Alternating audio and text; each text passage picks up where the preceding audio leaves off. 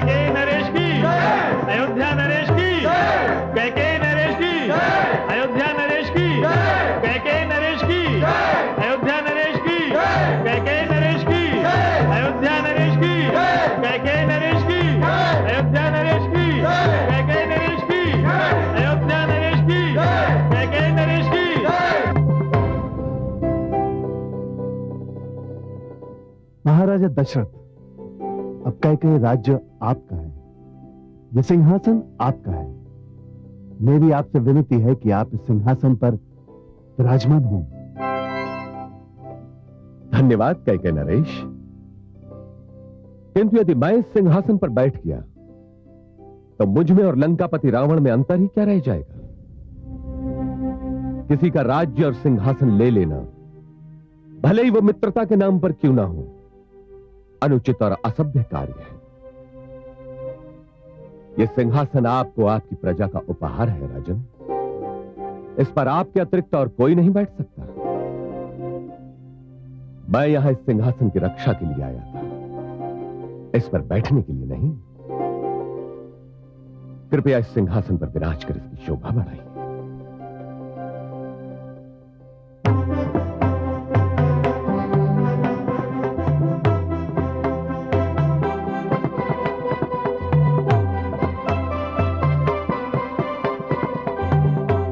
हे नगरवासियों, आज समस्त स्वागत, समस्त अभिनंदन, समस्त सत्कार अयोध्या नरेश महाराजा दशरथ के लिए सुरक्षित है, क्योंकि यदि ये हमारी सहायता के लिए ना पहुंचते तो कैकेयी लंका साम्राज्य का भाग बन चुका होता। आपकी स्वाधीनता रावण की दासी बन चुकी होती। मैं आप सब की ओर से अयोध्या नरेश के प्रति आभार, अपार आभार प्रकट करता हूं। ब्राह्मणगण, ओम स्वस्तेन इंद्रो वृद्धश्रवाः स्वस्तेनः पूषा विश्ववेदाः स्वस्ति नस्तार्क्ष्यो अरिष्टनेमि स्वस्ति नो बृहस्पतिर्दधातु। हमारी ओर से ये तुच्छ भेंट स्वीकार करें। अयोध्या नरेश की, अयोध्या नरेश की, अयोध्या नरेश की। आपने ये भेंट देकर मेरा सम्मान बढ़ाया है राजन, किंतु हे कैकेयीवासियों, मुझसे अधिक इस भेंट का अधिकारी कोई और है। इस विजय का श्रेय उसको है जिसने न केवल मेरे सारथी की मृत्यु के उपरांत मेरे रथ को संभाला, बल्कि रणभूमि में 2 बार मेरे प्राणों की रक्षा भी की।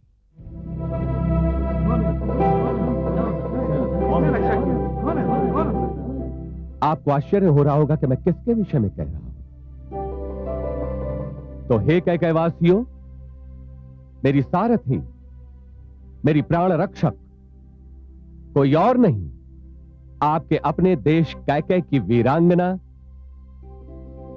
राजकुमारी कैकेयी है।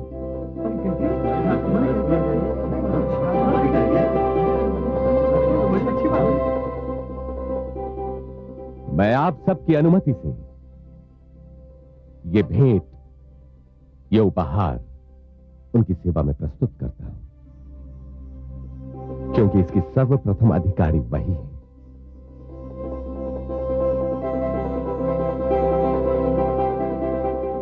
राजकुमारी कैकेयी,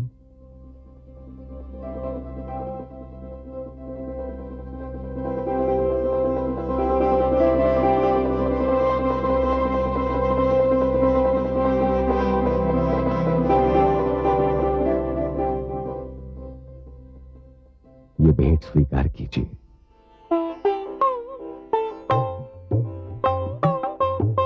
राजकुमारी कैकेयी की, राजकुमारी कैकेयी की, राजकुमारी कैकेयी की। हे अयोध्या नरेश, मैं इस योग्य नहीं थी। सत्य तो ये है कि आपने मेरे देश पर जो उपकार किया है उसके सामने मेरी सेवाएं सर्वथा तुच्छ हैं। मैं तो केवल यह दिखाना चाहती थी कि यदि किसी राजा के पुत्र ना होकर पुत्री हो तो उसे निराश ना होना चाहिए। पुत्री पुत्र से कम नहीं होती। यदि अवसर दिया जाए तो वह वही कार्य कर सकती है जो पुत्र करता है या जिसे पुत्र को करना चाहिए। अपने राज्य के आदर की रक्षा, आत्मसम्मान की रक्षा मैंने भी केवल वही किया है। राजकुमारी कैकेयी की, राजकुमारी कैकेयी की, राजकुमारी कैकेयी की, राजकुमारी कैकेयी की।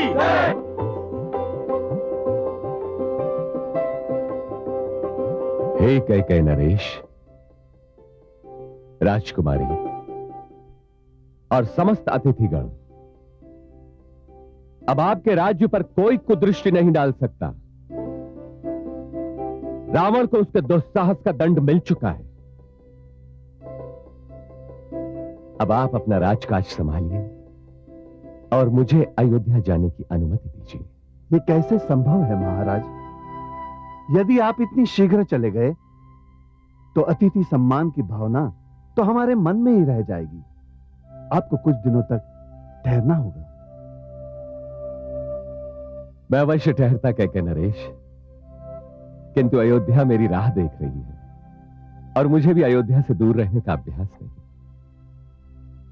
प्रभु से मेरी यही प्रार्थना है कि कैकेयी और अयोध्या की मित्रता सदा बनी रहे। मुझे कैकेयी की सुंदरता सदा स्मरण रहेगी।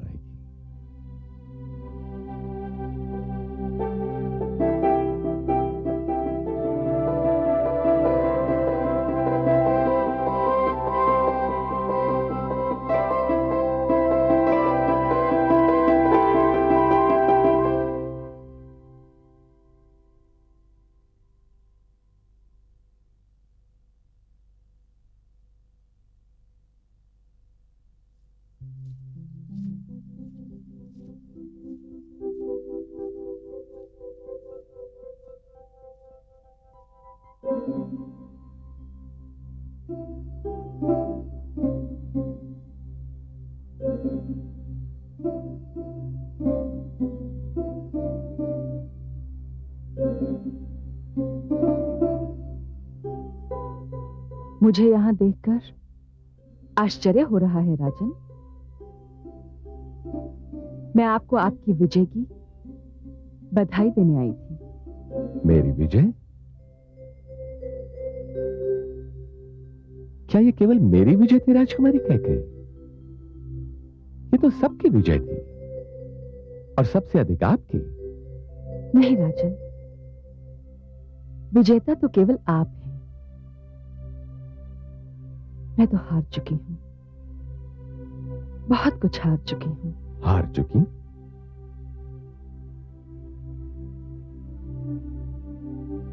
क्या हार चुकी हैं? अपना मन।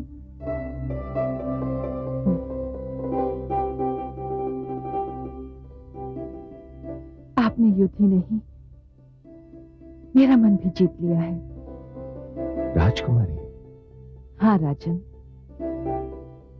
रीति यही है कि जो हारता है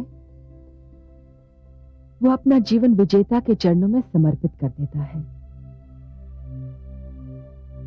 मैंने भी अपना जीवन आपके चरणों में समर्पित करने का निर्णय लिया है। आपका क्या निर्णय है?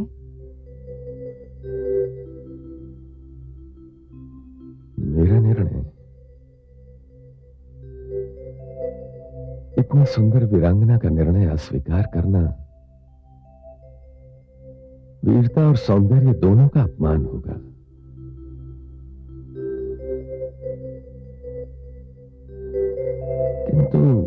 किंतु क्या राजन? आप निर्णय लेने के लिए स्वच्छंद हैं देवी। आप पर कोई रोक नहीं लगी है। किंतु मैं जीवन का इतना महान निर्णय लेने के लिए स्वच्छंद नहीं हूं। मुझ पर रोक लगी हुई है। मेरे जीवन पर सुमित्रा और कौशल्या का भी अधिकार है। मेरा निर्णय उनकी अनुमति के अधीन है देवी।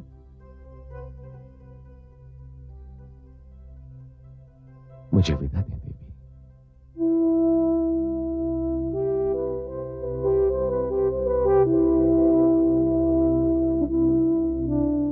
मुझे आपको रोकने का अधिकार होता तो मैं अवश्य कहती, कुछ दिन रुक जाइए और मेरे जीवन को अपनी सुहानी स्मृतियों की सुगंध से महकाते जाइए। यह ना कहिए कि आपका मुझ पर कोई अधिकार नहीं है देवी। आपने मेरे प्राणों की रक्षा की है। मैं आपका ऋणी हूं और यह ऋण मुझे सदैव स्मरण रहेगा। और मैं आप भी।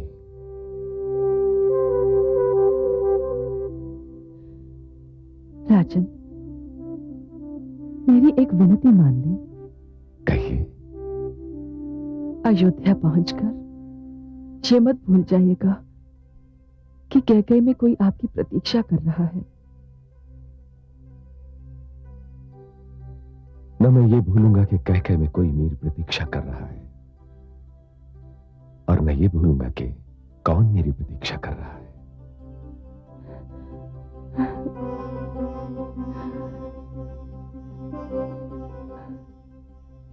मैं अभी आपको और कोई वचन तो नहीं दे सकता, किंतु एक वचन अवश्य देता हूं कि जीवन में 2 बार आप जो भी मांगेंगी, मैं ये सोचे बिना कि क्या मांग रही हैं और क्यों मांग रही हैं, मैं आपकी मांग अवश्य पूरी करूंगा।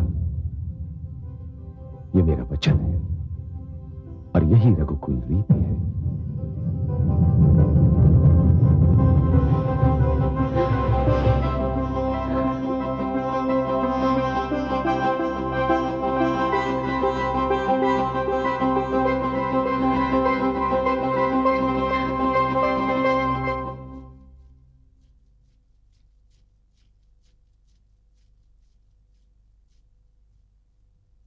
महाराज युद्धभूमि से पधार रहे हैं।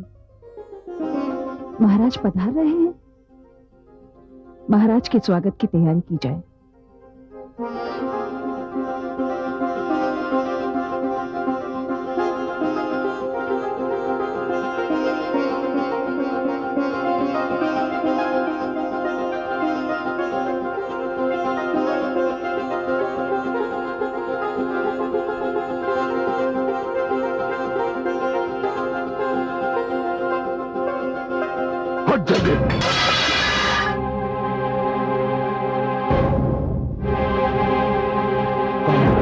कायर, कायर है मेरी सेना, कायर है।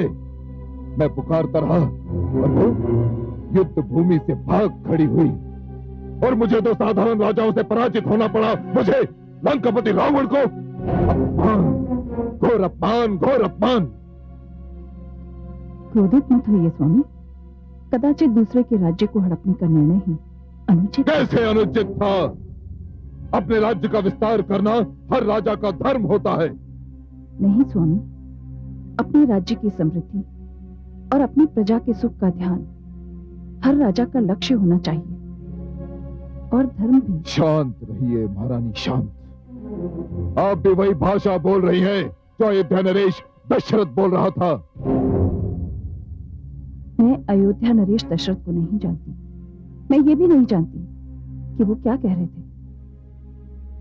स्वामी, सत्य जिस भाषा में भी बोला जाए वो सत्य ही होता है, और उसे मान भी लेना चाहिए। नहीं, उसे मान लेने का अर्थ होगा मानव सभ्यता के सिद्धांतों को मान लेना। उसे मान लेने का अर्थ होगा असुर सभ्यता की पराजय स्वीकार कर लेना। नहीं नहीं महारानी मंदोदरी, नहीं। मैं अपने रक्त में घुले हुए अपनी असुर माता के दूध का तिरस्कार नहीं कर सकता। मैं असुर सभ्यता का विस्तार करना चाहता हूं, मैं असुर नीति का विस्तार करना चाहता हूं। मैं मृत्यु को अपनी शैया के हत्थे से बांधकर सदा सदा के लिए उसे अपना दास बना लेना चाहता हूं। मैं महारानी मंदोदरी, मैं रावण ये करूंगा और करके ही रहूंगा।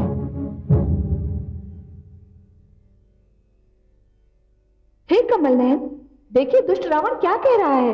वो मृत्यु को बंदी बनाने की बात कर रहा है। महादेवी, आपको तो स्मरण होना चाहिए कि रावण से पहले भी कई और दुष्ट यही ललकार दे चुके हैं। उनका क्या परिणाम हुआ? किंतु रावण तो सारे संसार पर अपनी पताका फहराने की बात कर रहा है, विश्व विजेता बनना चाहता है।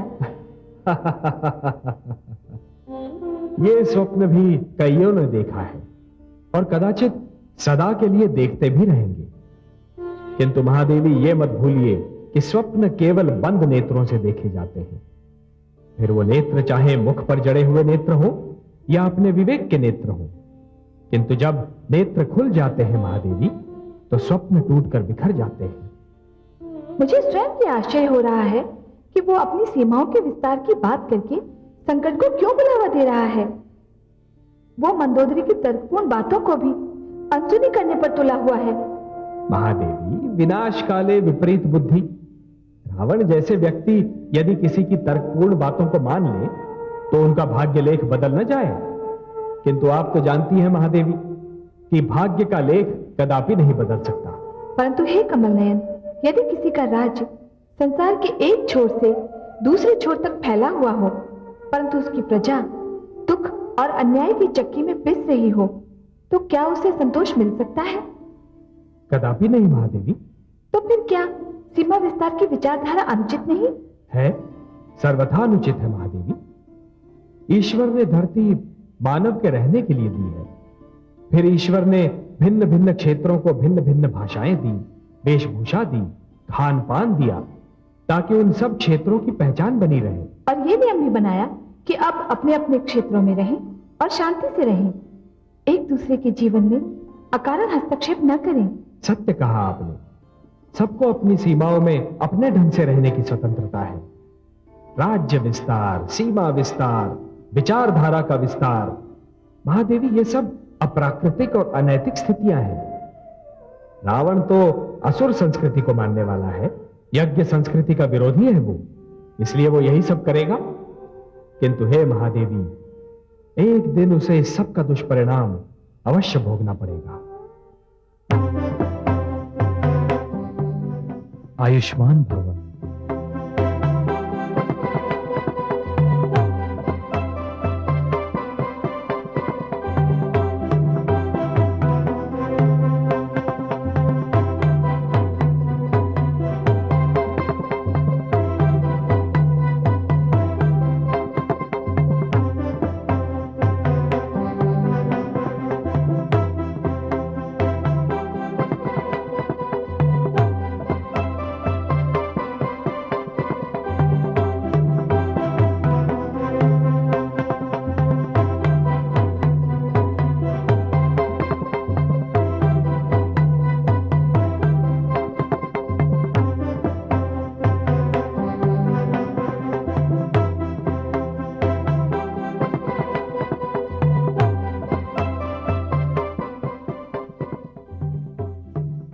विजय की बहुत बहुत बधाई हो स्वामी। आपकी विजय से जग में अयोध्या का मान बढ़ा है। रावण जैसे शक्तिशाली सम्राट को परास्त करना कोई सरल कार्य नहीं था। हमें आप पर गर्व है। जितने दिन युद्ध चला, हम आपकी कुशलता और विजय की कामना करते रहे। और देखिए, भगवान की कृपा से आपको कोई साधारण घाव भी नहीं लगा। हाँ देवियों, कदाचित ये आपकी प्रार्थना का फल था कि मुझे कोई घाव नहीं लगा। और कदाचित ये किसी की वीरता और साहस का भी फल था कि 2 बार मेरे प्राण जाते जाते बच गए। युद्ध में 2 बार ऐसे अवसर आए जब मेरे प्राणों पर बनाई थी, किंतु दोनों बार किसी के साहस ने मेरी रक्षा की। कौन था वो साहसी महाराज?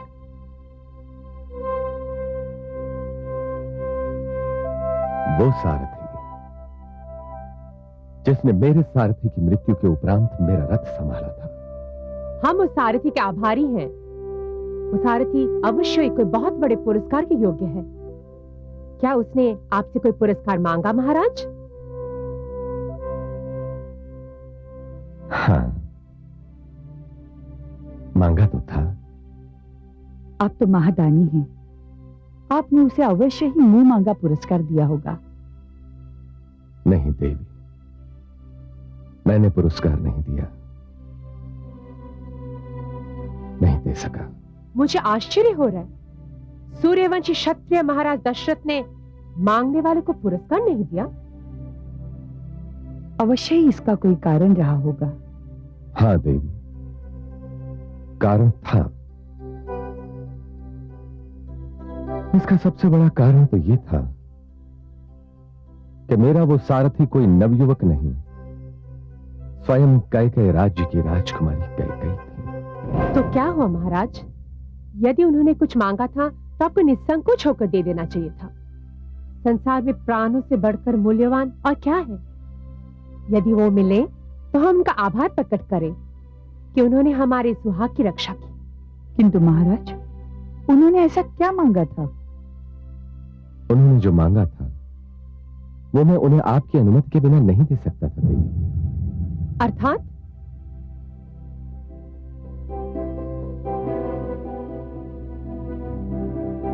उन्होंने अपने लिए सुहाग सिंदूर मांगा था। राजकुमारी कैकेयी ने मेरे सम्मुख पाणी ग्रहण का प्रस्ताव रख दिया। मैं ये पुरस्कार उन्हें आपकी अनुमति के बिना कैसे दे सकता था? ये मेरे अधिकार के बाहर की बात थी।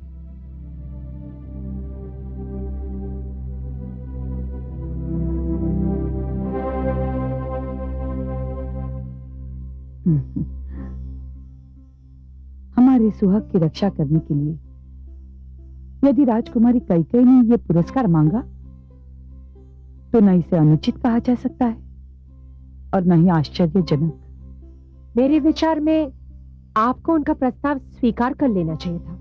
क्यों दीदी? मैं सुमित्रा से सहमत हूं स्वामी।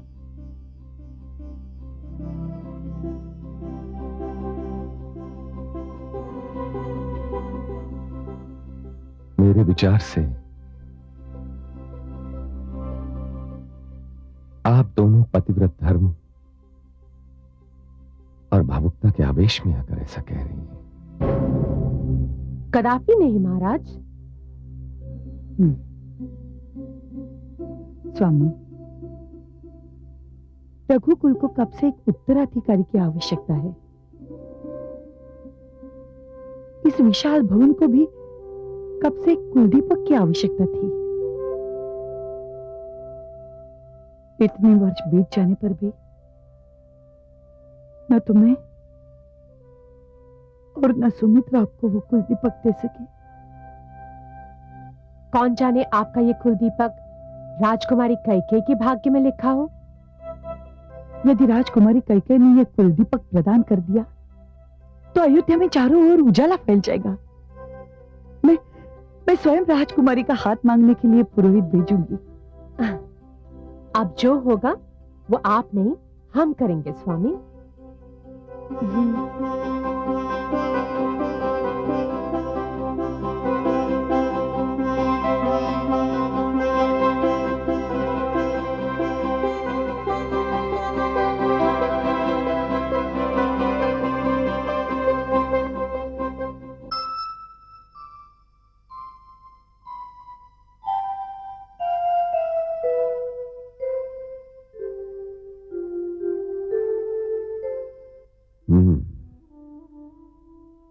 राजमहिषी महारानी कौशल्या, रात्रि के इस प्रहर में सुदूर मेरे आश्रम में आपके आगमन से ही मैं समझ गया था कि आप कोई अत्यंत ही गंभीर समस्या लेकर आई हैं और वास्तव में समस्या बहुत गंभीर है।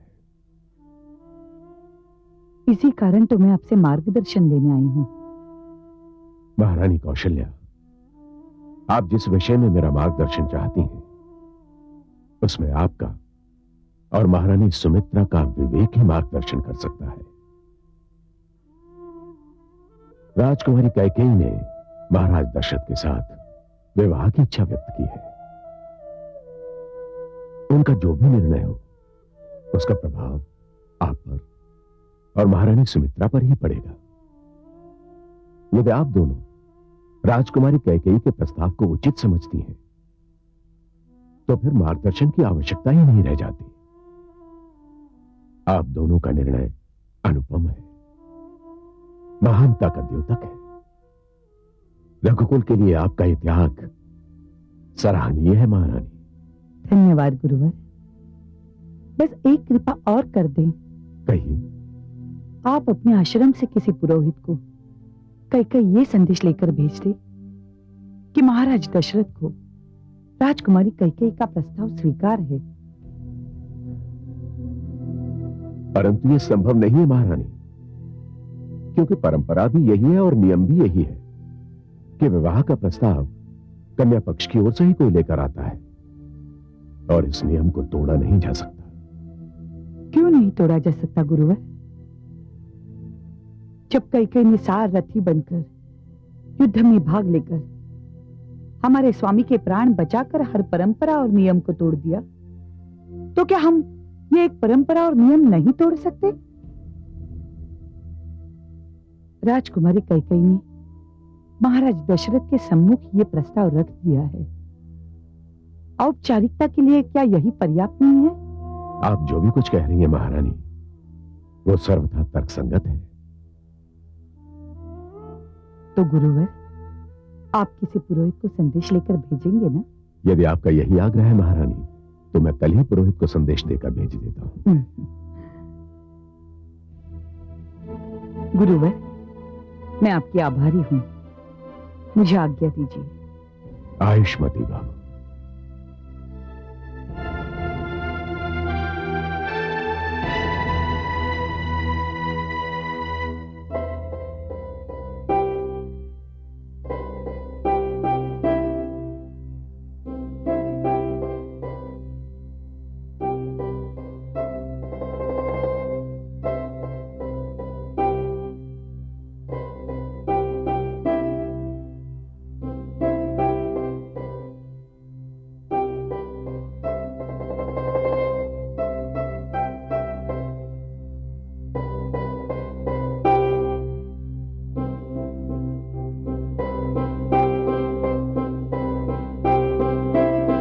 मेरा रथ संभालने वाली, 2 बार मुझे घातक आक्रमण से मेरे प्राणों की रक्षा करने वाली वीरांगना, तुम कौन हो?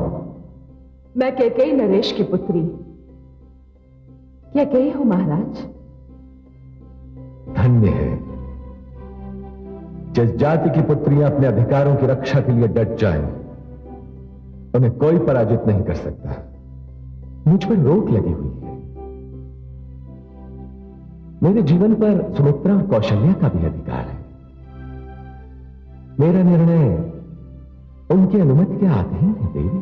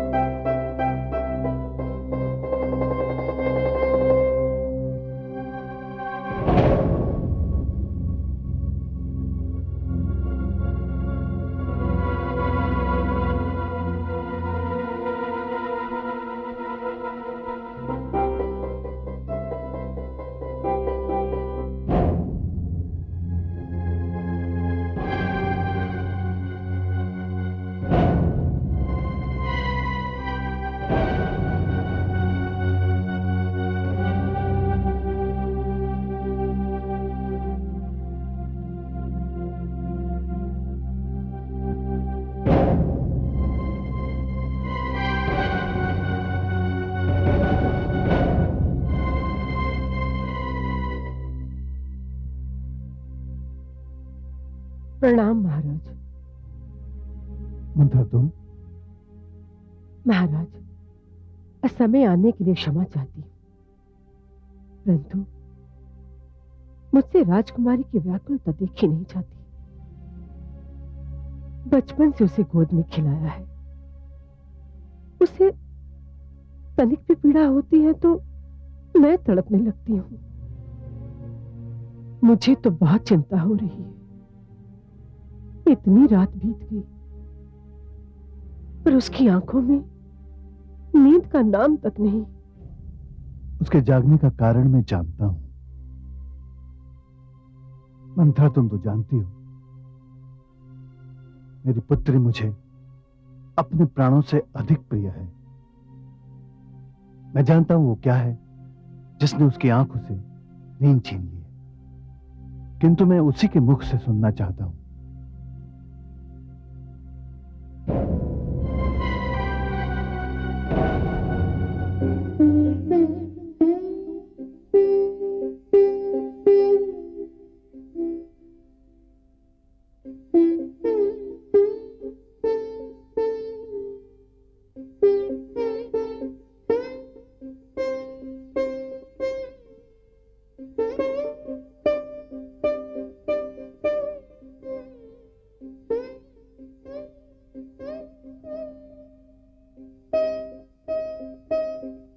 पुत्री, पिताश्री आप? हाँ, मंत्रा ने मुझे बताया कि तुम अभी तक सोई नहीं, तो मैं पूछने चला आया कि क्या बात है। सब कुशल तो है ना? कुछ नहीं पिताश्री, बस यूं ही नींद नहीं आ रही थी। पुत्री, मैं तुम्हारा पिता हूं। तुम तो जानती हो तुमसे कितना स्नेह करता हूं। मुझसे अपने मन का भेद मत छिपाओ। मुझे बताओ क्या चाहती हो। तुम्हारी हर इच्छा पूरी करने में ही मेरा सुख है। पिताश्री, कहो, मुझसे कहो क्या बात है।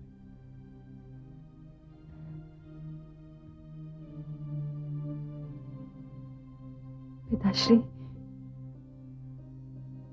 मुझे अयोध्या नरेश दशरथ। तुम्हें अयोध्या नरेश दशरथ भा गए हैं?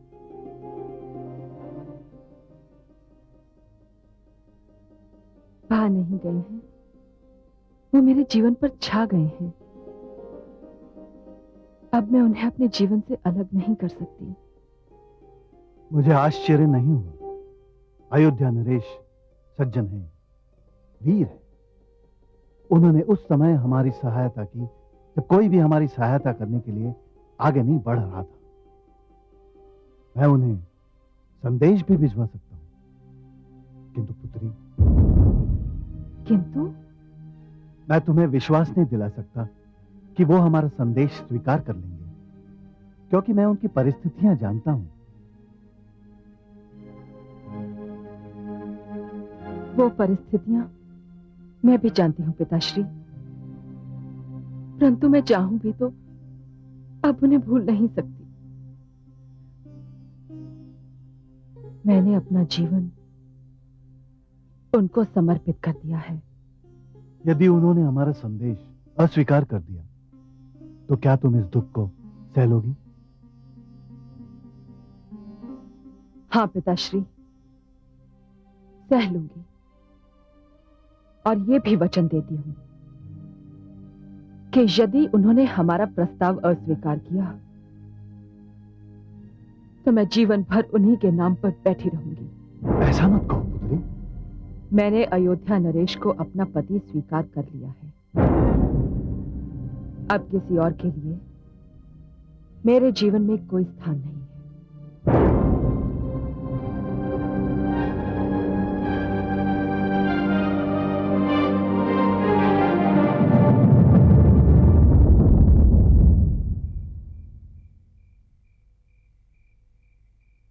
ब्रह्म ऋषि, आपने मुझे बुलवाया?